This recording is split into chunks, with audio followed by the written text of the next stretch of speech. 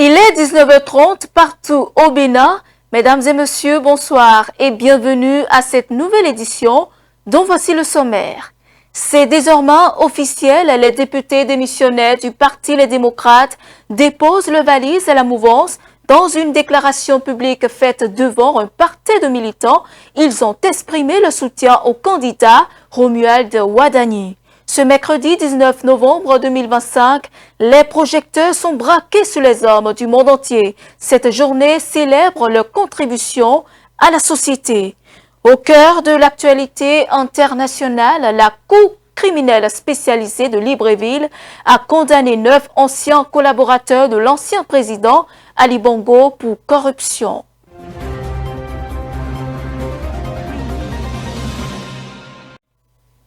Nous ouvrons cette édition avec cette information tombée hier.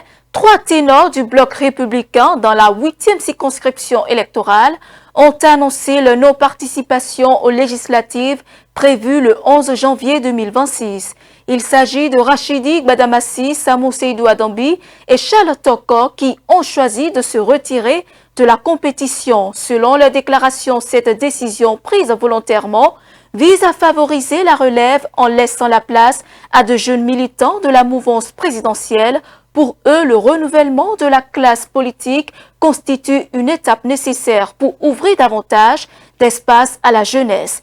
Ils affirment que ce retrait n'est pas un abandon, mais un acte responsable destiné à encourager l'émergence de nouvelles compétences et à soutenir la montée de la jeune génération dans l'arène politique. Ils promettent d'ailleurs d'accompagner les candidatures jeunes au sein de leurs formations politiques respectives afin de dynamiser la représentation nationale.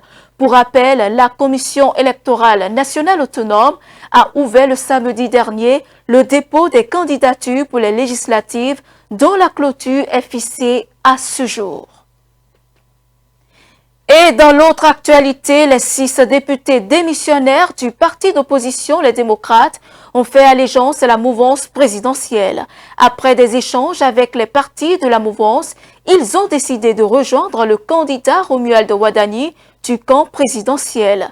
Dans une déclaration publique faite devant un party de militants, ils ont exprimé leur soutien au candidat Romuald Wadani, suivant un extrait de la déclaration du porte-parole des démissionnaires LD. Nous avons servi avec loyauté. Nous avons travaillé avec rigueur. Et nous avons assumé chaque responsabilité avec discernement. Pourtant, les récents événements au sein de notre ancienne formation politique ont suscité confusion, interprétation erronée et jugement hâtif. Il nous revient donc, en toute dignité, de rétablir le sens véritable de notre démarche. Nous ne sommes pas des renégats. Nous ne sommes pas des fugitifs politiques. Nous ne sommes pas des opportunistes en quête de refuge. Non. Nous sommes des élus de la République, conscients du poids de nos mandats, attachés à la vérité du terrain, respectueux des institutions et profondément liés à notre peuple. Et lorsque, par devoir, il nous faut faire corriger notre trajectoire pour ne pas trahir nos convictions, nous le faisons avec honneur, transparence et responsabilité. Car, comme le disait Thomas Sankara, on ne porte pas un peuple vers l'avenir en ayant les yeux fixés sur le rétroviseur. Nous avons donc choisi d'orienter notre regard vers l'avenir. Cet avenir, chers compatriotes, exige une clarté politique que nous assumons devant vous.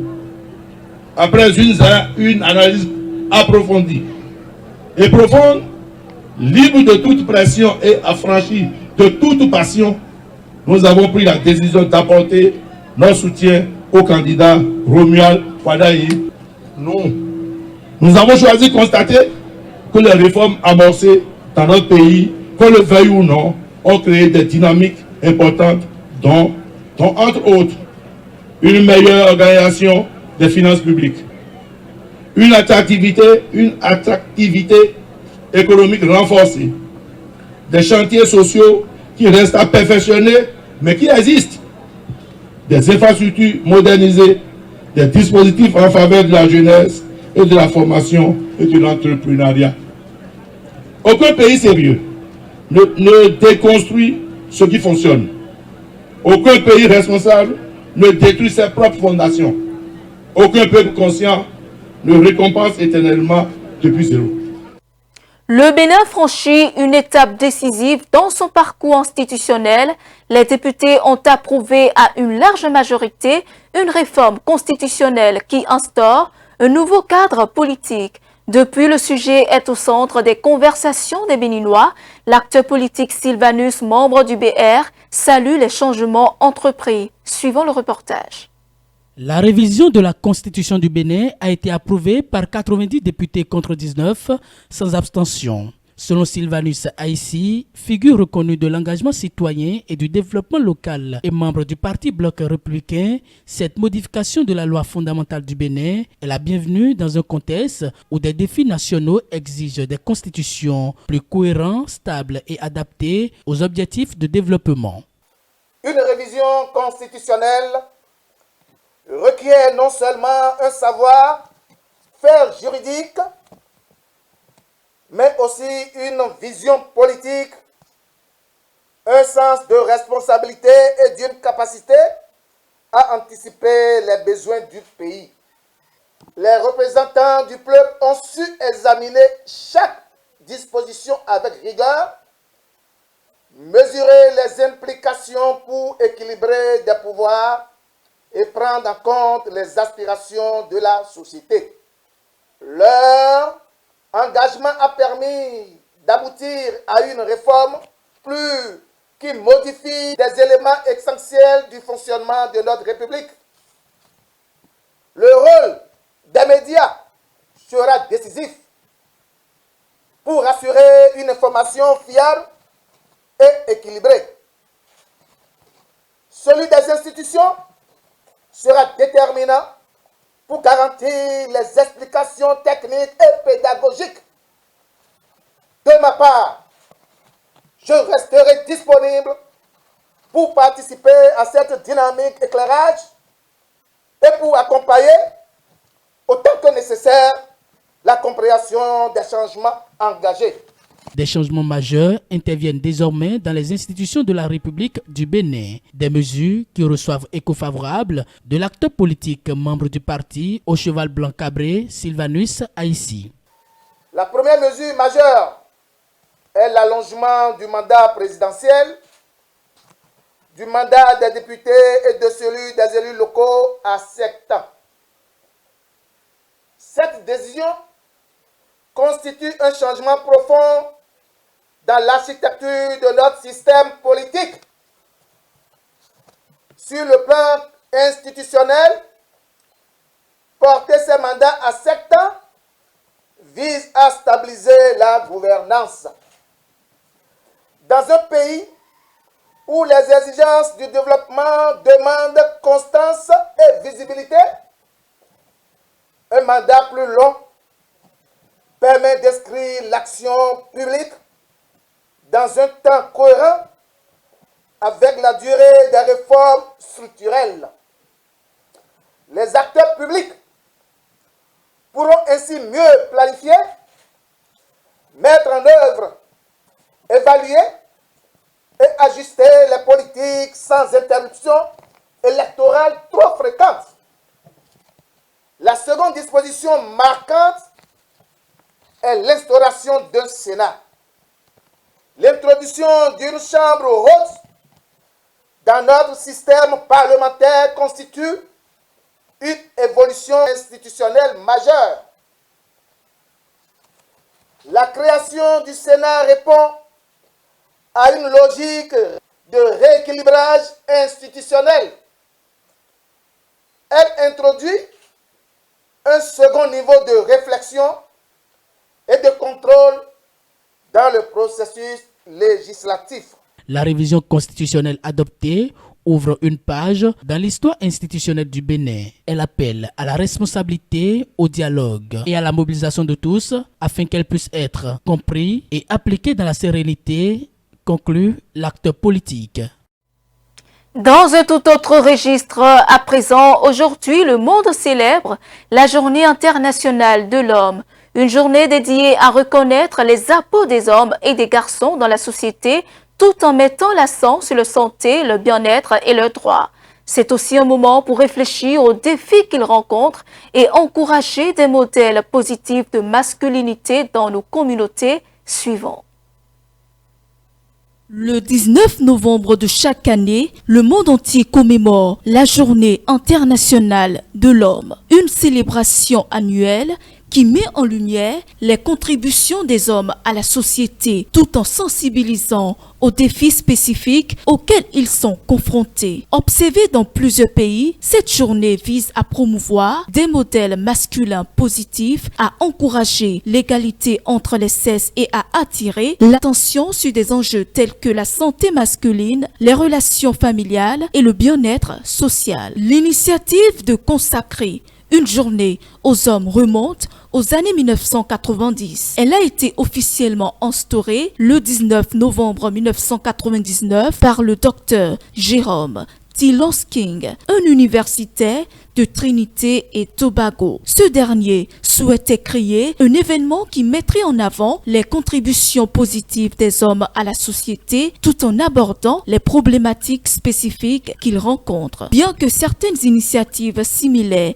aient existé auparavant, c'est cette date qui a été progressivement adoptée par plusieurs pays et organisations. L'événement bénéficie du soutien de diverses institutions, dont l'UNESCO, qui reconnaît son importance dans la promotion de l'égalité et du dialogue entre les sexes. Selon l'Organisation mondiale de la santé, l'espérance de vie des hommes est généralement inférieure à celle des femmes dans la plupart des pays du monde. Le taux de suicide est significativement plus élevé chez les hommes que chez les femmes dans de nombreux pays, ce qui souligne l'importance d'une prise en charge accrue des troubles psychologiques masculins. Dans certains secteurs, les hommes sont surreprésentés dans les métiers à haut risque, comme la construction ou les forces de l'ordre, ce qui entraîne une exposition accrue aux accidents et aux blessures professionnelles. La question de la paternité et des droits des pères est un sujet récurrent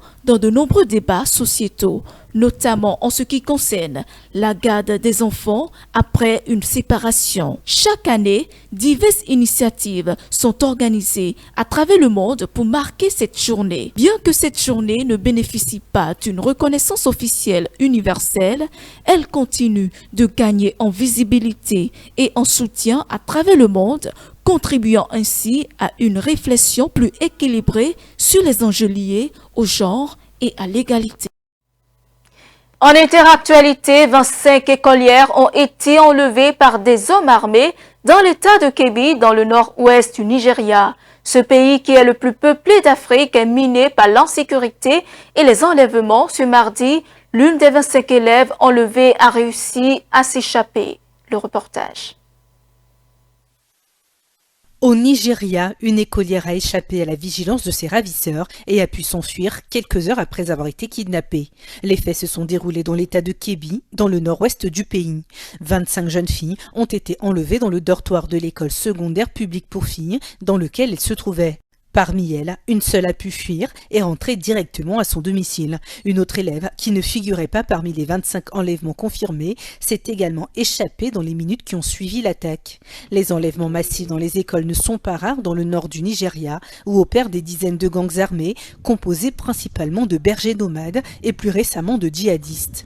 Selon les analystes, ces écoles sont souvent prises pour cible par les gangs afin d'attirer davantage l'attention.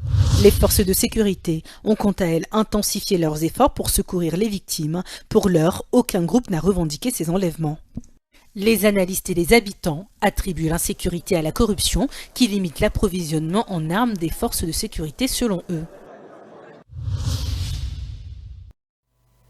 Au Gabon, la Cour criminelle spécialisée de Libreville a condamné ce mardi 9 anciens collaborateurs d'Ali Bongo à des peines allant de 2 à 15 ans de prison pour détournement massif de fonds publics et corruption. Ce verdict intervient 6 jours après la condamnation par contumace de Sylvia et Noureddine Bongo à 20 ans de réclusion criminelle. Suivant. Au Gabon, 9 anciens collaborateurs de l'ex-président Ali Bongo ont été condamnés à des peines de prison allant de 2 à 15 ans. Les prévenus ont été reconnus coupables de détournement massif de fonds publics, corruption et blanchiment d'argent. Le verdict de la Cour criminelle spécialisée de Libreville intervient 6 jours après la condamnation par contumace de Sylvia et Noureddine Bongo à 20 ans de réclusion criminelle. L'accusation évoque des crimes financiers qui ont eu lieu pendant les 14 ans de règne d'Ali Bongo en Dimba de 2009 à 2023. L'affaire porte sur un montant total d'environ 4 917 milliards de francs CFA, soit près de 7,5 milliards d'euros.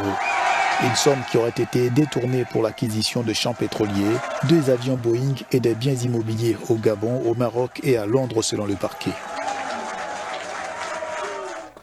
Le gouvernement d'Eswatini a confirmé avoir reçu plus de 5 millions de dollars des États-Unis dans le cadre des programmes d'expulsion orchestrés par l'administration du président Donald Trump.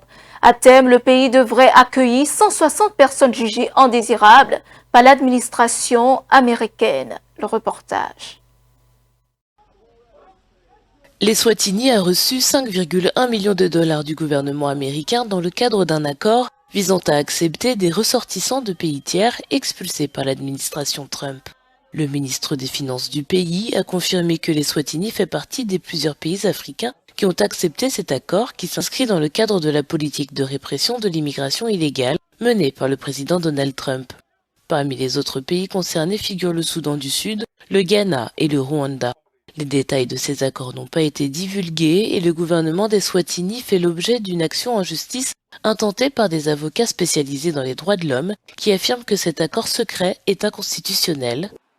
Le ministre des Finances, Neil Richkenberg, a confirmé le montant de 5,1 millions de dollars dans un SMS, mais a refusé de donner plus de détails, affirmant que la transaction avait été traitée par le Premier ministre et qu'il n'en avait pris connaissance qu'après coup.